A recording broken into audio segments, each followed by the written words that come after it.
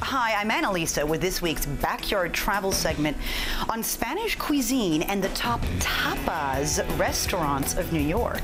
Tapas are Spain's small plates, and it's a cuisine I know pretty well because my family's from Spain and I've covered restaurants in Barcelona and Madrid, so I decided to find out how New York compares with its Spanish cuisine.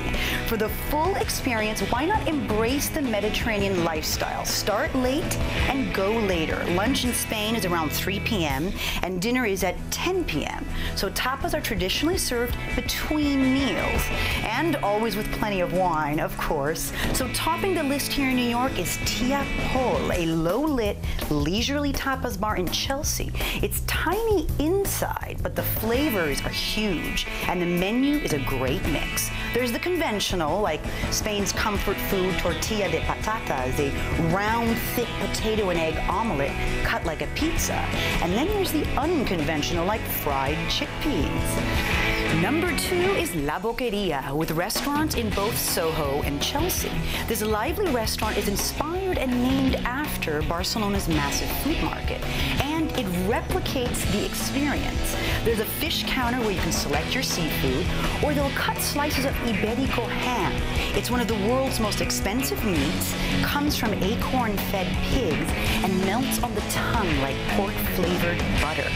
Number 3 of the top tapas restaurants is Pipa, near Union Square, which is on the ground floor of ABC Home and Carpet. You'd think that being in a home furnishing store might put a damper on the mood, but not here. The massive dining room is lit by chandeliers of all shapes and sizes, each with their own price tag. And yes, you can buy one on the way out. On the menu are strong Spanish cheeses. Try the creamy tortilla cheese, which gets its name because it looks just like, well, you'll see when it arrives. At number 4 of the top tapas restaurants is Las Ramblas in the West Village on West 4th Street. It's a tiny bar, but it buzzes all day and night, very much like the famous Barcelona walking street that it's named after. If they have it on the menu, try the bright red piquillo peppers, which are shaped like piquillos or little bird beaks. And the final favorite tapas restaurant is the old school El Faro. Here's why it's great. It's in the middle of the meatpacking district. But even with all the velvet ropes and $18 apple martinis, El Faro has managed to survive just by being its crusty, simple self. It's the city's oldest Spanish restaurant.